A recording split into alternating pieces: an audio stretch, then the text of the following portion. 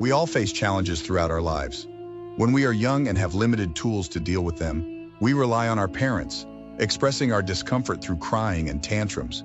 However, as we grow, we learn new ways to meet our needs, becoming more self-reliant. These tools come from the examples set by our parents, friends, and authority figures like teachers, as well as from books and movies.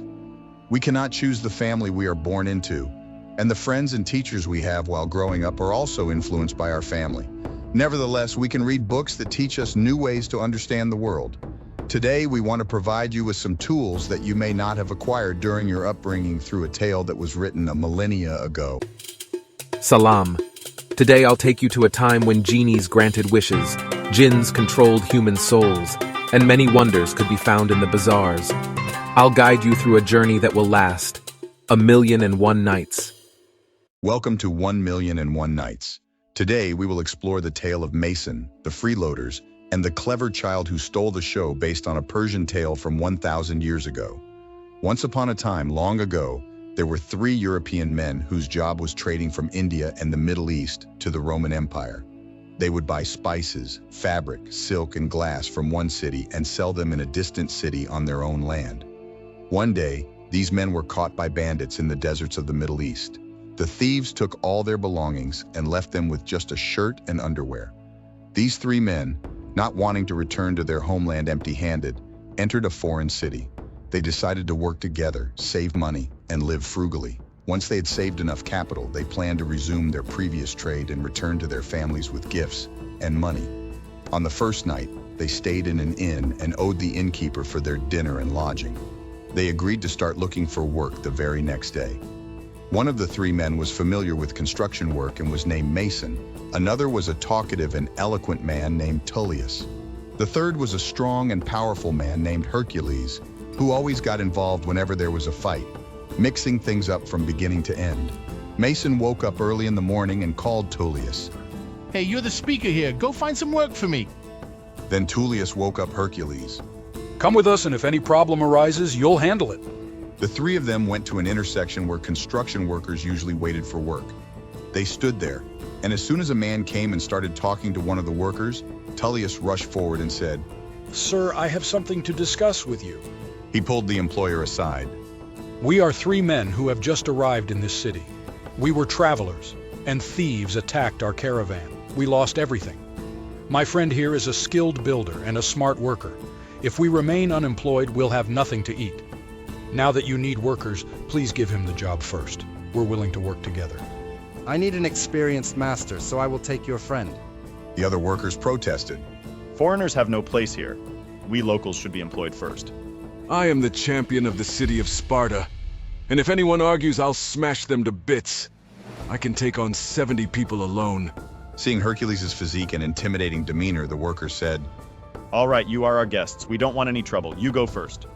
Mason was taken to work, and because he worked hard, he was paid well. Come earlier tomorrow. The protagonists adopt a win-win strategy, using their strengths to secure jobs beneficial for all, suggesting brainstorming as a solution-finding technique. This approach enhances relationships and fosters future collaborations by addressing everyone's needs, building trust. However, the harmony is threatened by the hidden motives of 2 members, highlighting the importance of mutual assistance and reciprocity in problem solving. When facing a problem, ask yourself, do you know anybody with the skills necessary to help you? If the answer is yes, consider what you can offer them in return. Let's go back to our protagonists. When Mason returned in the evening, he shared his earnings, and they paid off their debt. The next morning, Mason went back to work, while Tullius and Hercules spent their days enjoying themselves with the saved money. Whenever Mason complained, they would say, If it weren't for me, you wouldn't have any work at all. And so it continued. Mason worked as an architect, while the other 2 wandered around, sometimes trading, and the money was with them. Gradually, a few months passed, and 100 gold coins had accumulated with Hercules, who claimed he could keep the money better. Well, now we have 100 gold coins. It's time to divide it, and from now on, everyone should work for themselves. No, if you're going to talk to me like that, there's no money on the table at all. No, the master builder is working, I'm doing the talking, and you're handling problems. All 3 of us have rights. Now, to ensure fairness, it's better to entrust this money to someone trustworthy. Let's wait until our money reaches 150 coins, then each person's share will be fair. At that point, we can buy spices and fabric and return to Europe. When dealing with conflicts involving others, finding a resolution can be a bit tricky. Start by keeping the communication channels open. Listen actively, understand their viewpoint, and express your thoughts clearly. This helps create a shared understanding. Then try to compromise and find a solution that benefits all parties. If after trying this you still struggle to solve the problem, bringing in a neutral third party like a mediator or a friend can offer fresh perspectives and help in navigating the issues. Lastly, continuous self-reflection is essential. Assess your own contributions to the conflict, be open to feedback, and strive for personal growth. This introspective approach fosters long-term harmony and equips you with valuable insights for navigating future conflicts. Let's go back to our tale. Mason agreed to leave the money with another person wanting to secure his share. They knew an old woman in the city who was known for her integrity and goodwill. She was well known for keeping people's money safe for a small fee. They all agreed that no one would be better at this task than her, as she had no greed for other people's property. They did just that and took the money to the old woman one day. We are foreigners in this city and don't know anyone. We'd like to keep these 100 coins with you as a deposit, and we'll take them back when all three of us come together. They also arranged that the old woman wouldn't give the money to anyone unless all three were present. The old woman agreed, put their deposit in a bag and set it aside. They went on to look for work. As it happened, Mason found himself out of work the next day, and Tullius, despite his eloquence, couldn't secure any work either. Hercules was also getting restless. You've made it so that we don't even have money for soap to go to the bathhouse. It's not a big deal. We'll find work again. Since we're idle today and want to go to the bathhouse, it would be good if one of us goes to borrow some soap from the old woman, and we'll settle it later. Very well, but you should do this task because I have a reputation to maintain. Borrowing soap would be shameful for an eloquent person like me. Yes, with this neck and these arms, I can't go and borrow soap from an old woman. You are the laborer here, so you should do it. Mason thought to himself, What kind of people are these?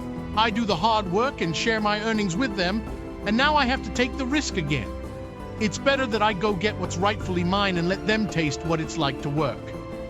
All right, I'll go borrow some soap and bath money from the old woman, but you should also be in the alley so that if she doesn't trust me alone, you can vouch for me. Very well, we'll be here. Mason left them in the alley and went to the old woman. We've come to take our deposited money because we want to buy a bathhouse and start a public bath business in this city. Congratulations. I'm very happy to see that you've finally become entrepreneurs. Running a bathhouse is a good business.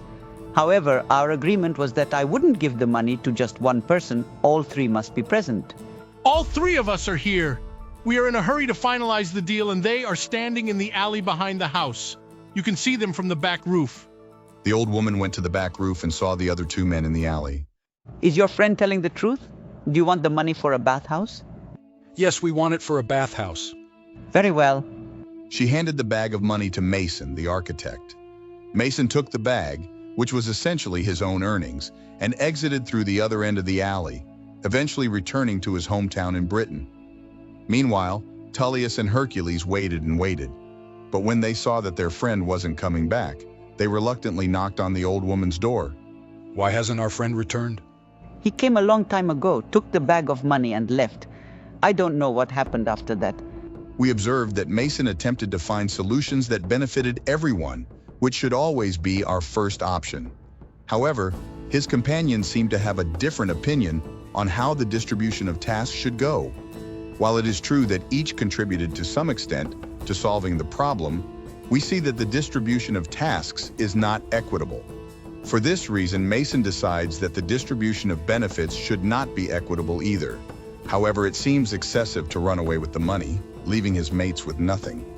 What would you do if you were in Mason's shoes? Tullius and Hercules raised a commotion asking, Why did you give him our money? People gathered around to see what was going on, and the old woman explained the situation. The locals said, The old woman is right. She had your permission, and it's not her responsibility anymore. But Tullius and Hercules weren't convinced, so they took the case to the city judge and told their story. Tullius used his eloquence to make their case. The judge summoned the old woman. A person should either not accept a trust or if they do, should adhere to its conditions. If that man deceived you and took the money meant for 3, you are the guarantor and must return it. Despite the old woman's pleas that she was not at fault, the judge disagreed.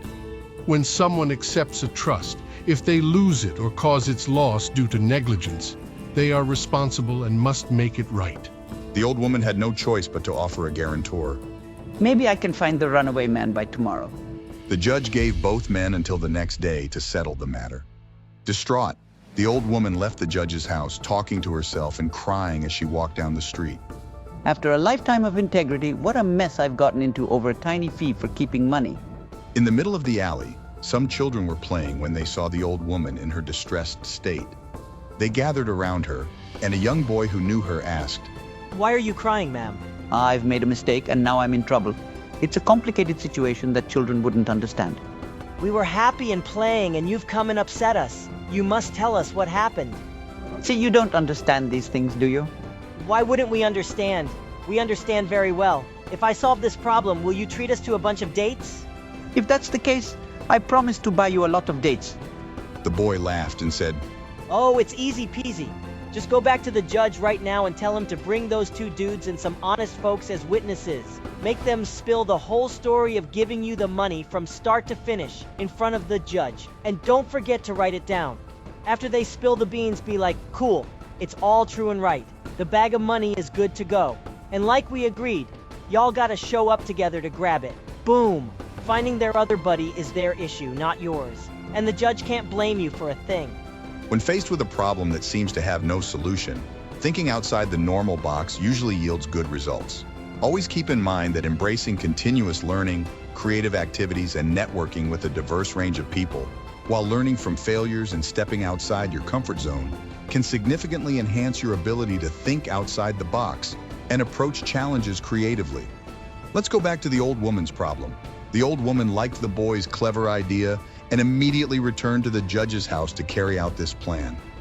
Upon hearing the statements of Tullius and Hercules, as well as the old woman's response, the judge said, This is indeed a just argument and in accordance with the law.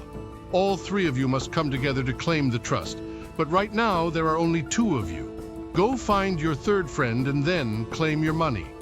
Tullius and Hercules had no other option but to leave and seek employment. The judge then asked the old woman, Why didn't you offer this answer in the first court session? I bought this answer with 2 bunches of dates.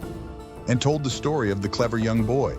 The judge summoned the young boy and, recognizing signs of great intelligence, ordered that excellent educational resources be provided for his upbringing. The boy went on to become one of the greatest scholars and ministers. In the end, Mason's cleverness not only reclaimed his hard-earned money, but also freed him from opportunistic companions. The young boy's ingenious solution showcased the power of unconventional thinking. This tale highlights the importance of resourcefulness and self-advocacy.